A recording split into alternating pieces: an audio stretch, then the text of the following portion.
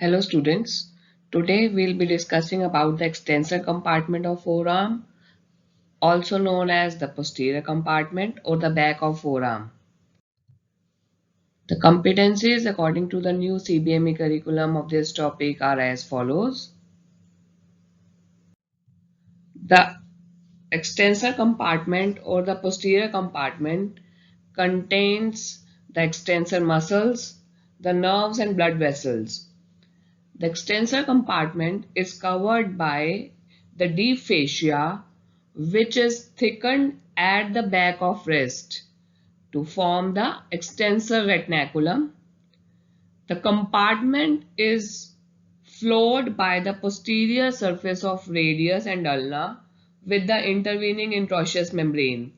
That is, the floor of this compartment is formed by the bones, that is radius and ulna, and the interosseous membrane joining the two. The compartment is limited medially by the subcutaneous posterior border of ulna. The bones are palpable at the back of forearm are the posterior surface of olecranon process and posterior border of ulna. Also ulnar head and its styloid process are palpable. Head and styloid process of radius and dorsal tubercle of Lister at the distal end of radius are also palpable. So the lecture would be covered under following headings. We'll be dealing with the extensor retinaculum, which is a modification of deep fascia at the wrist. The extensor group of muscles, they are divided into superficial and deep group. The nerve of the posterior compartment is the posterior interosseous branch or the deep branch of radial nerve. The principal arterial supply of the posterior compartment is derived from the posterior interosseous artery. So talking about extensor retinaculum, it is an oblique fibrous band which is derived from the deep fascia. It stretches across the dorsal surface of wrist to retain the extensor tendons in position. The attachments of extensor retinaculum, laterally it is gaining attachment to the lower part of anterior border of radius bone above the styloid process. Medially, it is gaining attachment to the hook of Hammett and pisiform bone and also the triquetral bone. It does not gain attachment to the ulna, otherwise it would prevent pronation. So if we appreciate again, laterally it is gaining attachment to the anterior border of radius, lower part just above the styloid process. Medially, it is gaining attachment to hook of Hammett and pisiform and the triquetral bones. The extensor retinaculum, the deep surface, gives rise to septa to the radius and medial carpals, forming the 6 osseofacial compartments for 9 tendons. So the deeper aspect of this extensor retinaculum is sending in the septas and thereby dividing into 6 compartments for extensor tendons. So this is the medial side, this is the lateral side. The 6 compartment from lateral to medial would occupy the extensor pollicis brevis and abductor pollicis longus. So the first compartment on the lateral aspect would enclose abductor pollicis longus tendon and extensor pollicis brevis. Second compartment will enclose extensor carpi radialis longus and extensor carpi radialis brevis. Then we have a dorsal tubercle of Lister, medial to which will lie extensor pollicis longus. This is an oblique tendon, extensor pollicis longus. Then we have the compartment for extensor digitorum and extensor indicis. These lie in the same compartment, extensor digitorum and extensor indicis. Fifth compartment will enclose extensor digiti minimi, and the medialmost compartment will have extensor carpi ulnaris tendon. So this extensor retinaculum, the deeper aspect, the deeper surface is sending in the septas to divide this part into 6 osteofacial compartments to enclose 9 tendons from lateral to medial, as we have already discussed. Again, if we revise here, from lateral to medial, the compartments will enclose extensor pollicis brevis and abductor pollicis longus. Second compartment will enclose extensor carpi radialis longus and extensor carpi radialis brevis. Third compartment will enclose extensor pollicis longus. Fourth compartment will have the tendons of extensor digitorum and extensor indicis. Fifth compartment will have extensor digiti minimi, and sixth compartment will enclose the tendon of extensor carpi ulnaris. This is a cut section at the proximal level of rest showing the extensor tendons. Talking about the muscles of extensor compartment, they are divided into the superficial and deeper group. The superficial group namely has these muscles, which are the brachioradialis, the anconeus, the extensor carpi radialis longus. Deep to it would be extensor carpi radialis brevis. Then we have the extensor digitorum, extensor digiti minimi, and medial most is the extensor carpi ulnaris muscle. These 7 are the superficial group of muscles. Coming to the deeper group of muscles, we have the supinator muscle, the abductor pollicis longus, then the extensor pollicis brevis. This is the extensor pollicis longus and the extensor indicis. These are the deeper extensor group of muscles. Talking about the superficial group, it is arising from a common extensor origin, which is the anterior aspect of the lateral epicondyle. They are gaining origin from the common extensor origin, which is the anterior surface of lateral epicondyle of humerus. Now this superficial group of extensor muscles, they are further divided into a lateral group and a posterior group. The lateral group, if we appreciate, is consisting of the brachioradialis, the extensor carpi radialis longus, and the extensor carpi radialis brevis. These 3 muscles are forming the lateral group. These lateral group muscles are originating from the lateral supracondylar ridge, which is from the lateral border of humerus, lower part, and they extend along the radial border of forearm. So these lateral group of muscles, it is crossing the elbow joint. The posterior group further is made up of the extensor digitorum, the extensor digiti minimi, the extensor carpi ulnaris, and the anconeus from the lateral to medial aspect. Talking about the deep muscles or the deep group of extensor muscles, it is consisting of 5 muscles. 3 of them are supplying to the thumb, 1 is going to the index finger, and 1 is gaining attachment at the upper end of the forearm, that is the supinator muscle. The supinator, then we have the abductor pollicis longus. The abductor pollicis longus, deep to it would be extensor pollicis brevis. Then we have the extensor pollicis longus. These 3 muscles are going to the thumb.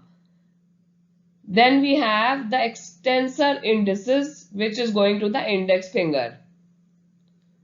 So the deep muscles of the extensor compartment are the supinator, abductor pollicis longus, extensor pollicis longus. Deeper plane may we have the extensor pollicis brevis and the extensor indicis.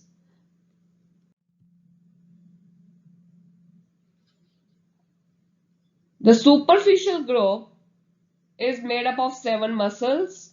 We have discussed in the previous slides the brachioradialis, the extensor carpi radialis longus, and the extensor carpi radialis brevis, the extensor digitorum, the extensor digiti minimi, the extensor carpi ulnaris, extensor indicis, and the anconeus.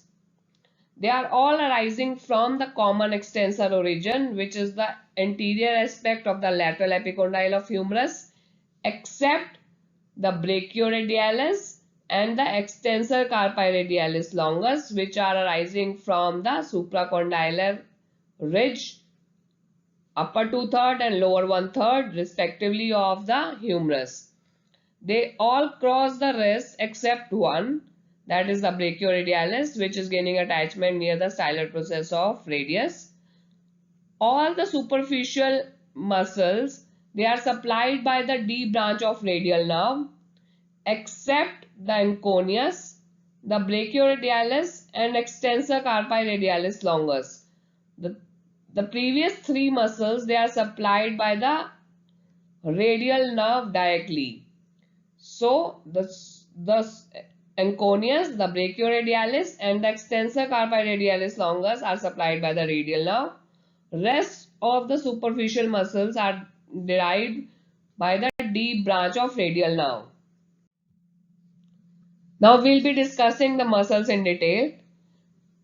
The brachioradialis, it is gaining origin from the upper two-thirds of lateral supracondylar ridge of humerus and from the lateral intermuscular septa. So the origin of brachioradialis is from the upper two-thirds of lateral supracondylar ridge of the humerus and along with the lateral intermuscular septa, and it is gaining insertion onto the base of styloid process of radius. As already been told, it is directly gaining its nerve supply by the radial nerve. Action of brachioradialis is it flexes the forearm since it is crossing the anterior aspect of elbow joint.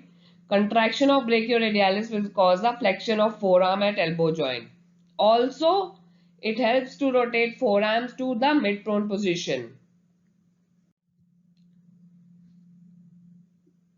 Next muscle is the extensor carpi radialis longus. It is gaining origin from the lower one-third of lateral supracondylar ridge of humerus and the lateral intermuscular septa, and it is getting inserted onto the posterior surface or the dorsal surface of the base of second metacarpal bone. If we see here, it is gaining insertion onto the base of second metacarpal bone on its dorsal aspect. So it is gaining origin from the lower one-third of supracondylar ridge of humerus and getting inserted onto the dorsal aspect of the base of second metacarpal bone. Nerve supply is by the radial nerve itself, and it is crossing the elbow joint as well as the wrist joint. So it is helping in extension and the abduction of wrist joint. Talking about the third muscle, that is the extensor carpi radialis brevis. It is arising from the common extensor origin from the front of lateral epicondyle and also from the radial collateral ligament of the elbow joint. Traced downwards, it is getting inserted onto the dorsal surface of base of third metacarpal bone, and it is sending a slip to second metacarpal bone as well.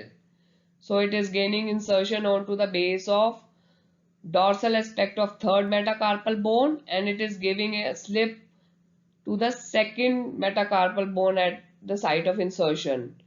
The nerve supply of extensor carpi radialis brevis is by the posterior interossei nerve or the D branch of radial nerve.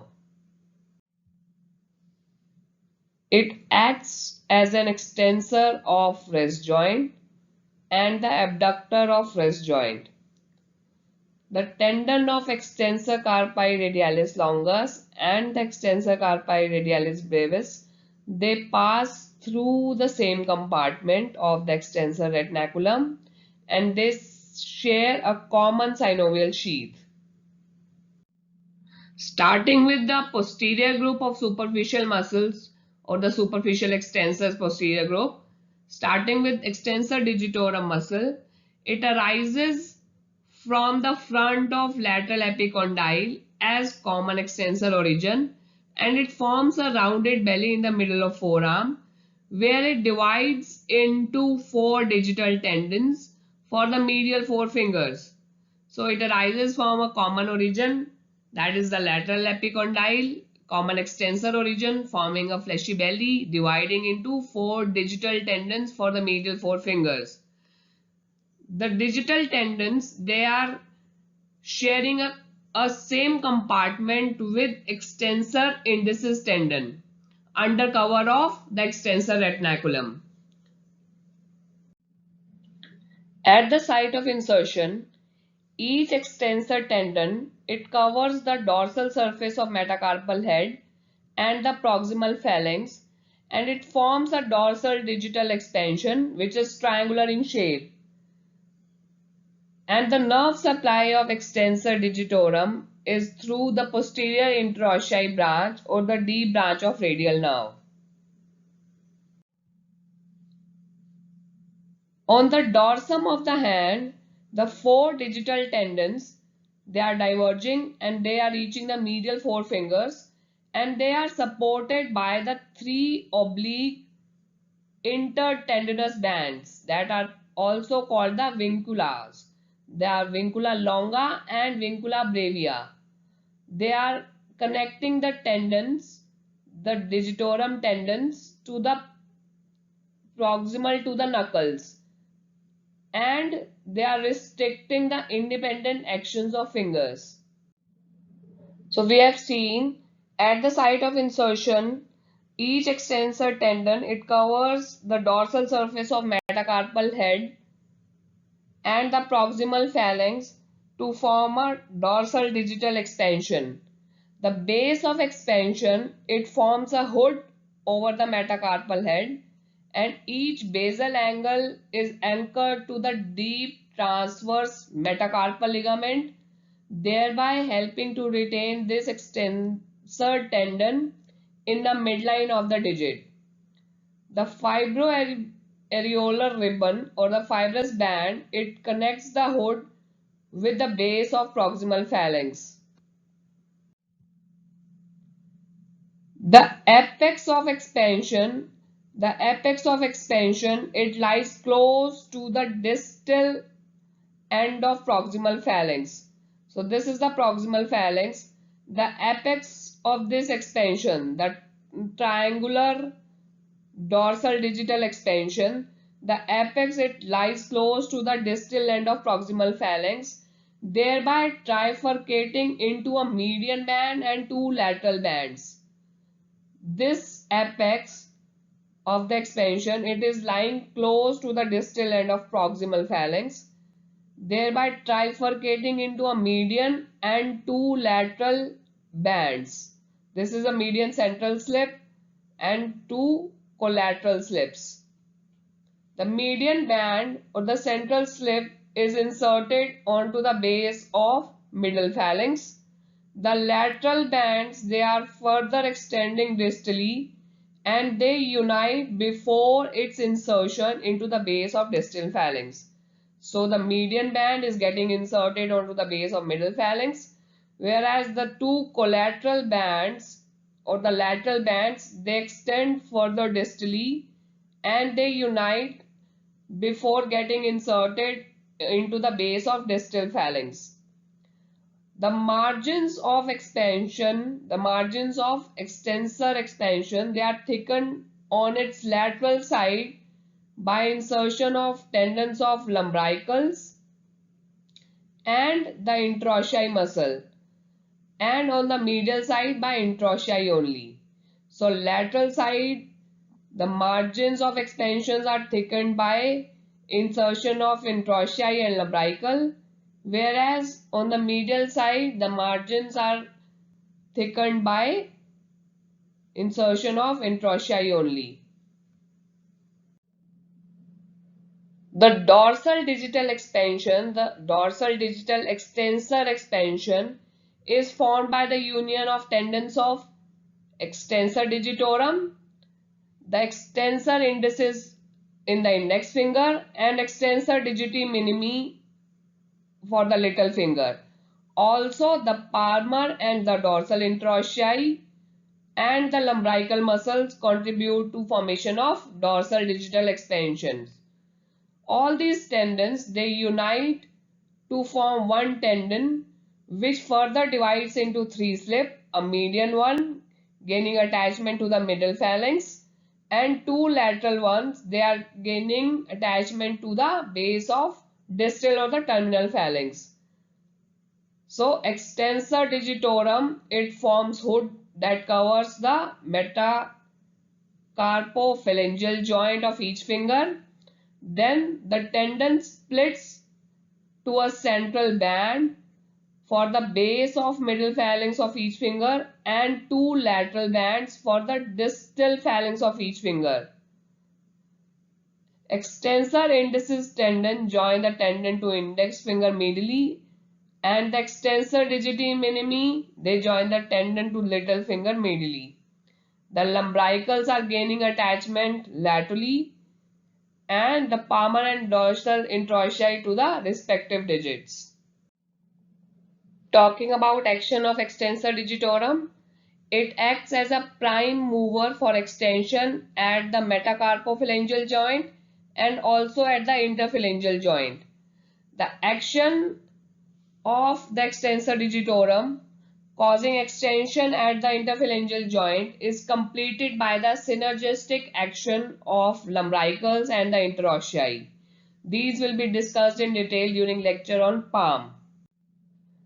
Another muscle of the posterior group of the superficial extensors is a slender muscle, that is the extensor digiti minimi. The extensor digiti minimi, it arises from the common extensor origin, common extensor tendon. It passes distally along the medial side of the extensor digitorum and then it appears beneath the extensor retinaculum behind the inferior radioulnar joint. The tendon of extensor digiti minimi, it accompanies the medial side of the common extensor tendon for the little finger and it joins with the dorsal digital extension of the little finger. So, if we see here again, this is the extensor digitorum, this is the extensor digiti minimi arising from the common extensor origin. It runs medial side of the extensor digitorum, passes beneath the extensor retinaculum and it accompanies the medial side of common extensor tendon for the little finger and thus joins with the dorsal digital extension of the little finger. Nerve supply is by the posterior interossei branch of the radial nerve or the D branch of radial nerve. It extends the little finger and assists the action of extensor digitorum. So extensor digiti minimi is causing the extension of little finger. It is causing the extension of little finger and it is assisting the action of extensor digitorum. Talking about the extensor carpi ulnaris, it is lying medial to the extensor digitorum. It arises from a lateral epicondyle as common extensor origin and from the subcutaneous posterior border of ulna by an aponeurosis in common with the origin of flexor carpi ulnaris. Trace downwards, the tendon of this muscle it passes distally under cover of extensor retinaculum, and it lodges in a groove between the head of ulna and the styloid process, and it's getting inserted on a tubercle on the medial side of base of fifth metacarpal bone. So it lodges in a groove between the head of ulna and the styloid process, traveling distally and getting inserted onto a tubercle on the medial side of base of fifth metacarpal bone. The extensor carpi ulnaris is getting its nerve supply from the posterior interosseous branch of radial nerve, and it is the combined action of extensor carpi ulnaris and the flexor carpi ulnaris which is causing the adduction of wrist joint. Alone, extensor carpi ulnaris is causing the extension of the wrist joint. Talking about the last muscle of the superficial extensors, the anconeus, it is a triangular muscle and it is arising from the posterior surface of lateral epicondyle. The muscle is getting inserted by its broad base to the lateral surface of olecranon process and upper 1/4 of the posterior surface of shaft of ulna. Its upper fibers are horizontal, whereas its lower fibers are vertical. The anconeus is supplied by radial nerve in the spiral groove through the nerve to the medial head of triceps. The action of anconeus are, it is an extensor of elbow joint and it assists the action of triceps.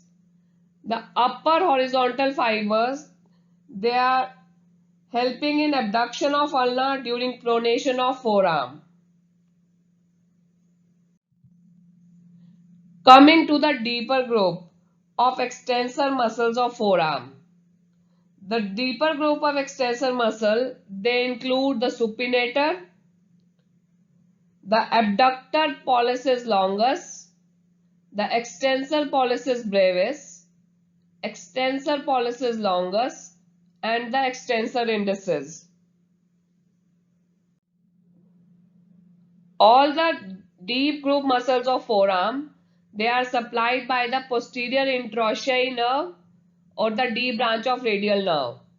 So the deep group of muscles of forearm are the supinator, abductor pollicis longus, extensor pollicis brevis, extensor pollicis longus, and the extensor indicis. 3 of them are going to thumb, 1 is going to index finger. Starting with the deep group of forearm muscles, the supinator, it wraps the upper 1/3 of the radius and it consists of superficial and deep strata of fibers. The posterior interosseous branch of radial nerve, it appears from the cubital fossa to the back of forearm by passing between the superficial and deep strata of the muscle. The superficial strata, it arises from the lateral epicondyle of humerus, the radial collateral ligament, and the annular ligament.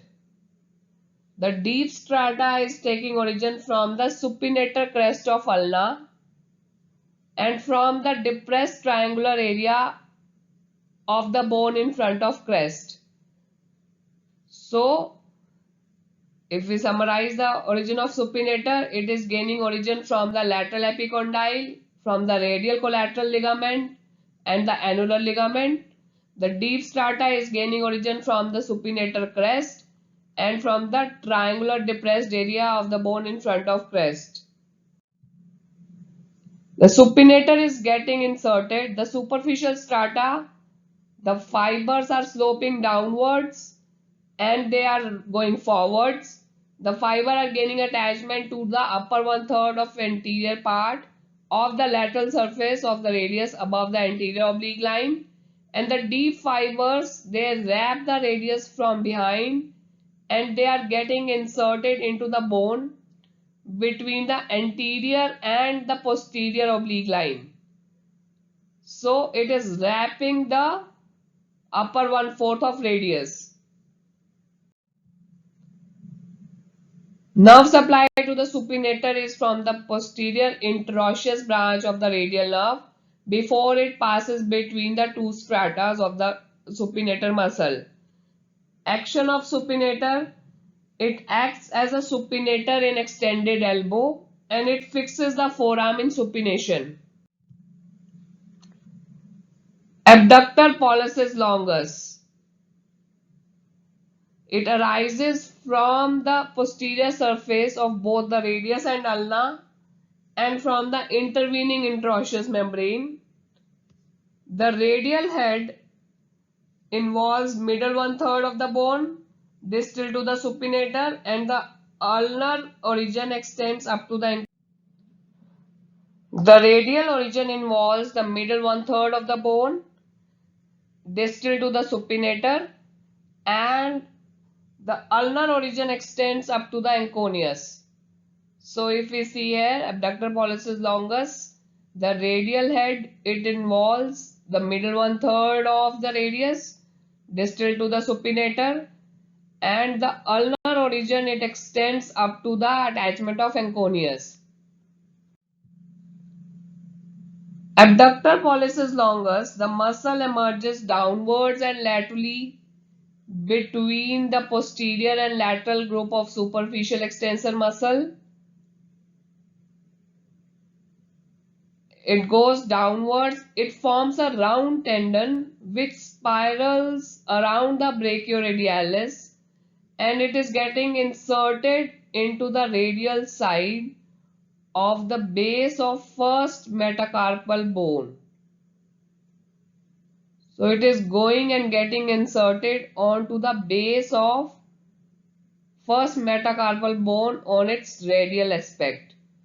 So abductor pollicis longus, if we appreciate here, it is emerging downwards and laterally between the two groups of superficial extensors, that is the lateral and posterior group. It emerges in between them and it forms a rounded tendon which spirals around the brachioradialis and it is getting inserted onto the radial side of the base of first metacarpal bone. Nerve supply of abductor pollicis longus is by the posterior interosseous branch of radial nerve. It causes abduction and extension of the thumb.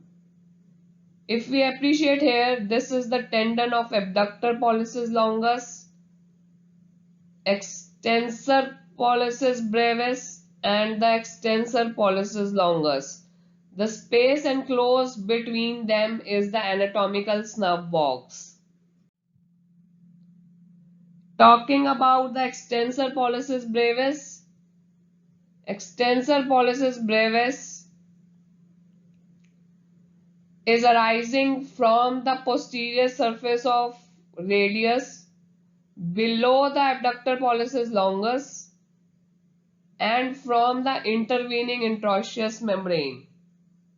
So extensor pollicis brevis, it arises from the posterior surface of radius below the abductor pollicis longus and from the adjoining interosseous membrane.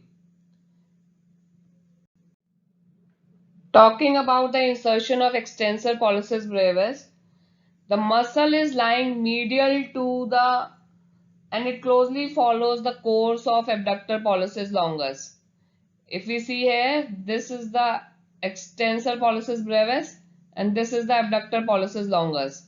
So it is lying medial to abductor pollicis longus and it follows the course of abductor pollicis longus.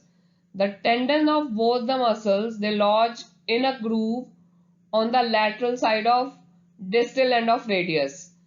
Traced distally, it is getting inserted onto the dorsal surface of base of proximal phalanx of the thumb. It is supplied by the posterior interosseous branch of radial nerve, and it helps in extension of proximal phalanx of thumb.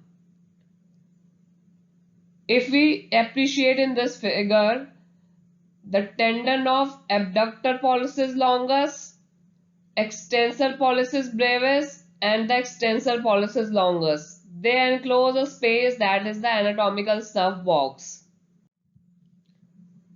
Talking about the extensor pollicis longus muscle, it is arising from the posterior surface of shaft of ulna below the abductor pollicis longus.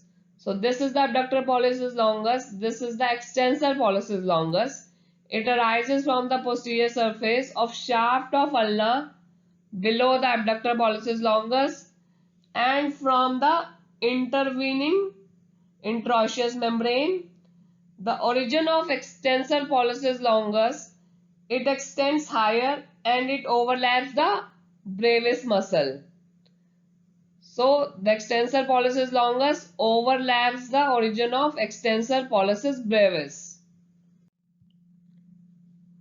Talking about the insertion, the muscle that is the extensor pollicis longus, it forms an elongated tendon. If we can appreciate here, it is forming an elongated tendon which passes beneath the extensor retinaculum, and it is also lodging in a groove medial to the dorsal tubercle of radius.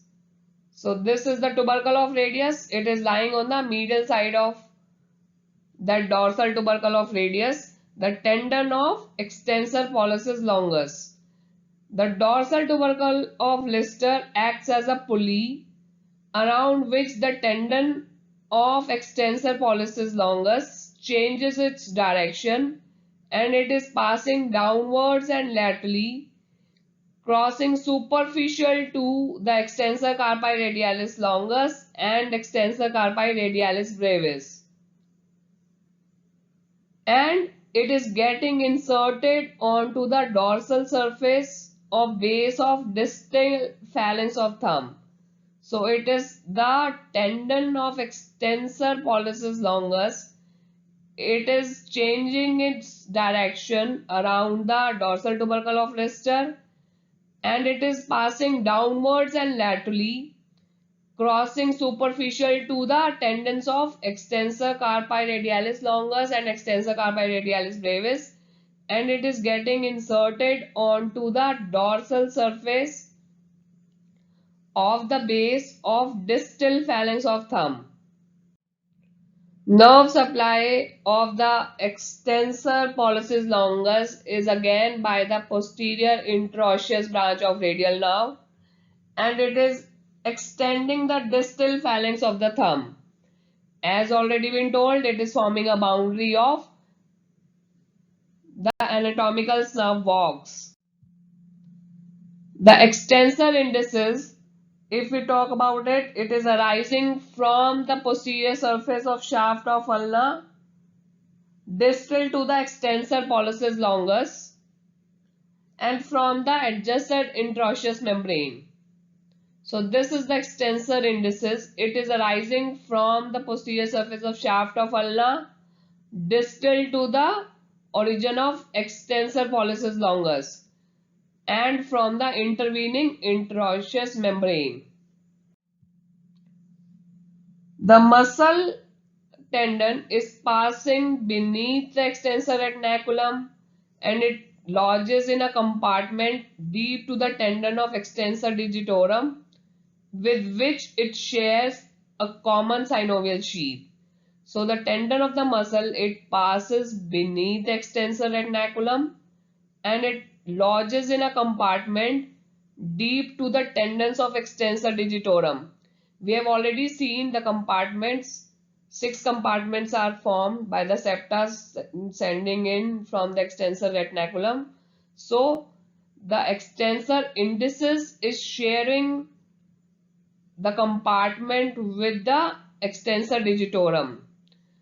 Close to the head of second metacarpal bone, it joins the index tendon of extensor digitorum on its ulnar side, and it enters in the formation of dorsal digital expansion of the index finger. So it is forming the dorsal digital expansion of the index finger, extensor indicis. It is running downwards under cover of extensor retinaculum in a common compartment or by sharing it with the extensor digitorum close to the head of second metacarpal bone. It is joining with the index tendon of extensor digitorum on its ulnar side, and it enters in the formation of dorsal digital expansion of the index finger. The nerve supply of extensor indicis is by the posterior interosseous branch of radial nerve, and it is helping in extension of the index finger. If we talk about the applied anatomy of extensors of forearm posterior compartment muscles, the paralysis of extensor compartment muscles of forearm produces the wrist drop.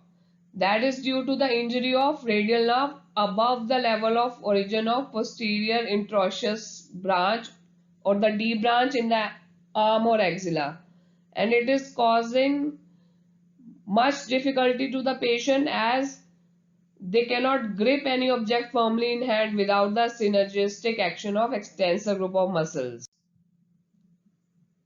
So if we revise again, the deep extensors are the supinator, the abductor pollicis longus, the extensor pollicis brevis, the extensor pollicis longus, and the extensor indicis. Talking about the anatomical snub box, it is already been told it is a triangular depression on the lateral side of the wrist, seen best when the thumb is fully extended. Boundaries anteriorly or laterally, they are formed by tendons of abductor pollicis longus and extensor pollicis brevis. Posteriorly or medially, the boundary is formed by tendon of extensor pollicis longus.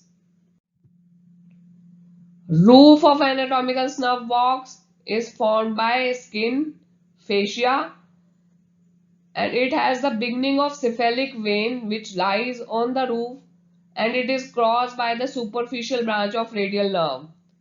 The floor of anatomical snuff box is formed by the radius, the styloid process of radius, scaphoid bone, trapezium, and base of first metacarpal bone.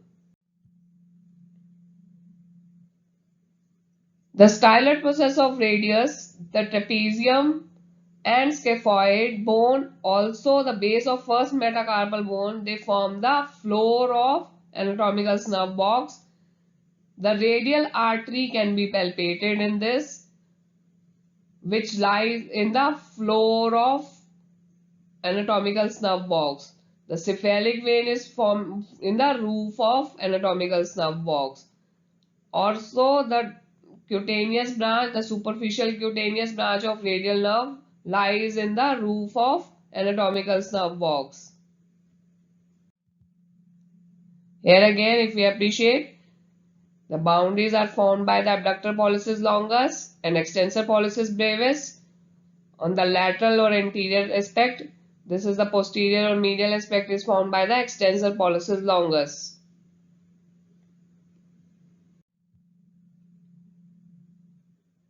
In this figure also, if we appreciate, this is the tendon of extensor pollicis longus, which is the posterior or medial boundary. This is the anterior or lateral boundary formed by tendon of abductor pollicis longus and extensor pollicis brevis. Since the scaphoid bone is forming the floor, fracture of scaphoid is common in young adults, which is generally occur due to fall on outstretched hand in hyperextension. The fracture of scaphoid occurs through the neck or the waist part, and the proximal segment undergoes the avascular necrosis. Now talking about the nerve of the posterior compartment of forearm is the D branch of radial nerve, also known as posterior interosseous nerve. It is the chief nerve of back of forearm. The branch of radial nerve is given in the cubital fossa at the level of lateral epicondyle, and it leaves the cubital fossa and enters the back of forearm by passing between the two stratas of supinator muscle, and thereby within the supinator it winds backward around the lateral side of radius. So the radial nerve, it divides into superficial and deep branch. The deep branch leaves the cubital fossa by piercing the supinator muscle. Within the supinator, it winds around the lateral side of radius.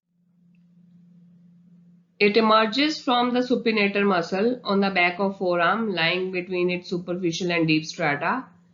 At the lower border of extensor pollicis brevis, it passes deep to the extensor pollicis longus, and it runs on the posterior surface of interosseous membrane up to the wrist joint, and it supplies the wrist joint as well as the intercarpal joints. Before piercing the supinator, the branches are given to the extensor carpi radialis brevis and to the supinator muscle. So the branches are given to extensor carpi radialis brevis and supinator before it pierces the supinator muscle.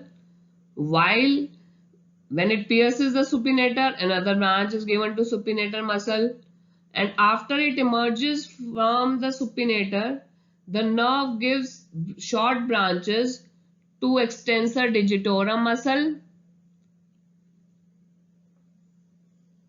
extensor digitorum muscle, extensor digiti minimi muscle. This is the extensor digitorum, this is the extensor digitorum muscle, this is the extensor digiti minimi muscle, and the extensor carpi ulnaris muscle.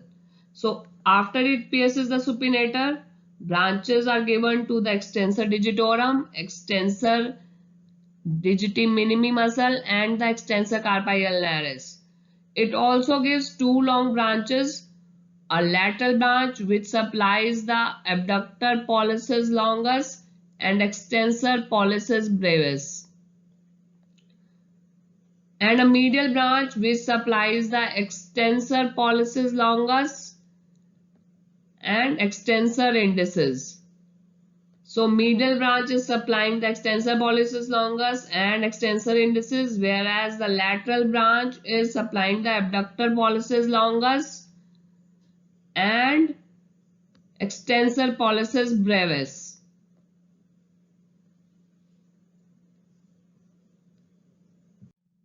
So the muscular branches have already been discussed.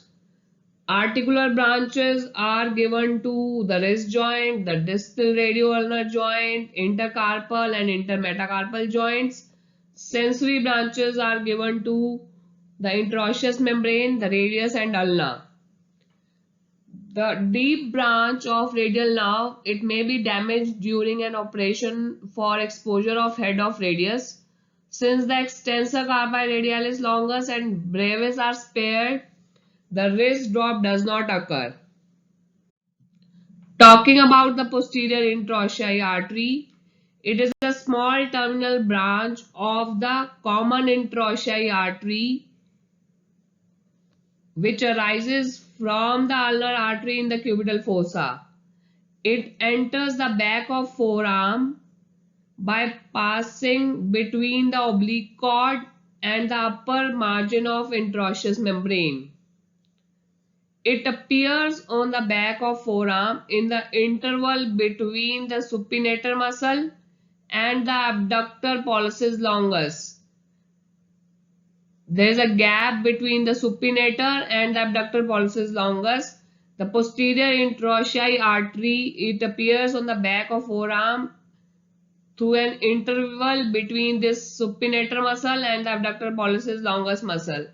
and thereafter it is accompanying the posterior interosseous nerve. At the lower border of extensor indicis, this is extensor indicis, at the lower border of extensor indicis, the artery become markedly reduced and it ends by anastomosing with the anterior interosseous artery. The anterior interosseous artery, it reaches the posterior compartment by piercing the interosseous membrane here at the upper border of pronator quadratus. Thus, in the lower 1/4, the back of forearm is supplied by the anterior interosseous artery.